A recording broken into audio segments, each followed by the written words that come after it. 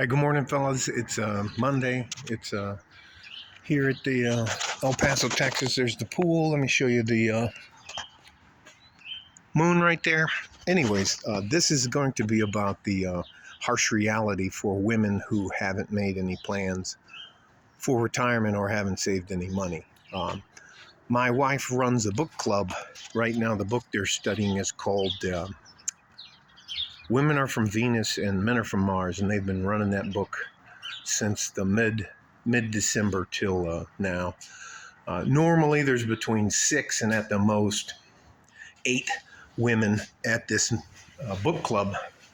And yesterday, last evening, while the game was on, they were out in the living room, and there were 17 of those women in there. And the discussion devolved away from the book and the chapters that they were talking about, because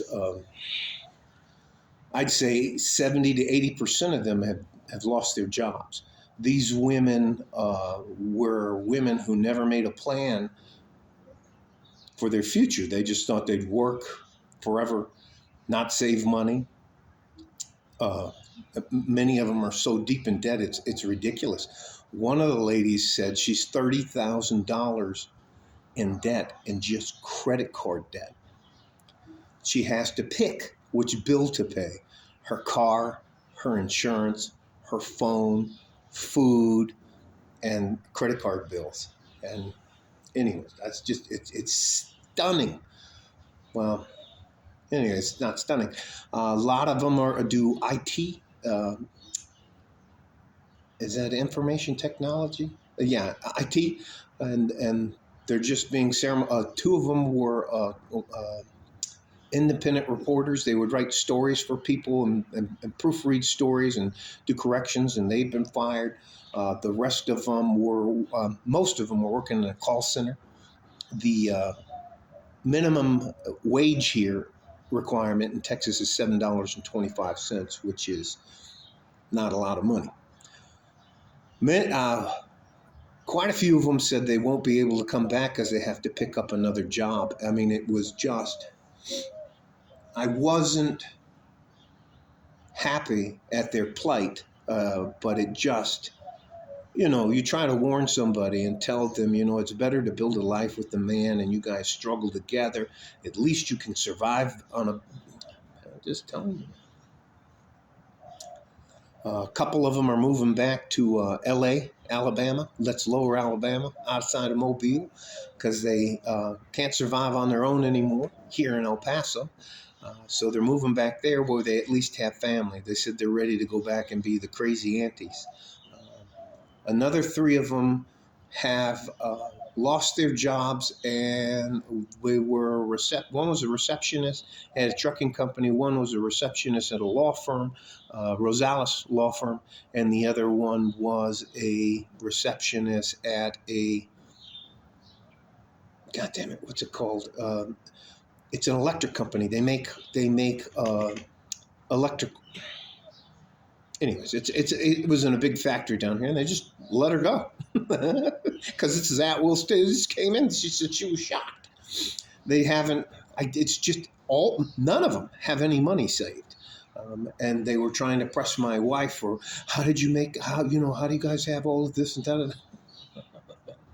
that. Anyways, just basic financial understanding, being disciplined. Like, they have no clue about it. And for them, unfortunately, all of them are post-wall. So I can't even tell you. And you should have heard them, I wish I would have had kids. And they were talking about this. And there was a lot of crying. Well, they were drinking a lot of wine, but there was a lot of crying and all the rest of that stuff. But yeah, we hid all the liquor. I put it all out. I put it all out in the fucking garage and hid it. So, yeah. You want something? BYOB. Bring your own booze. So, anyways. Not that I don't have the money. I just, Anyways. I don't want to be a fucking ATM to a bunch of old ladies. So, all that to say this: the MGTOW, Men Go Their Own Way, Red Pill Society. God bless you guys. Guys know that the entire time you're a man, you know no one gives a shit about us, and you have to make things on your own. You have to make it on your own, and you can't depend on anybody else. But it's a harsh, harsh reality. And you should have seen them. My wife had to end the meeting. She's like, "Okay, you guys got to go home now."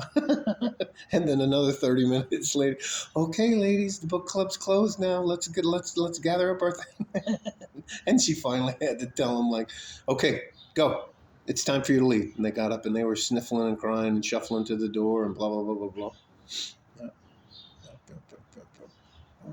It is what it is. Gentlemen, love you guys. Stay safe and healthy. Take care of each other if you can, and if you can't, you have to take care of yourself. It's all fun and games till the bill comes. They don't have, you know what? They're not even ready for retirement. What did the one lady say? She said she was shocked because I didn't know that I have my own medical insurance.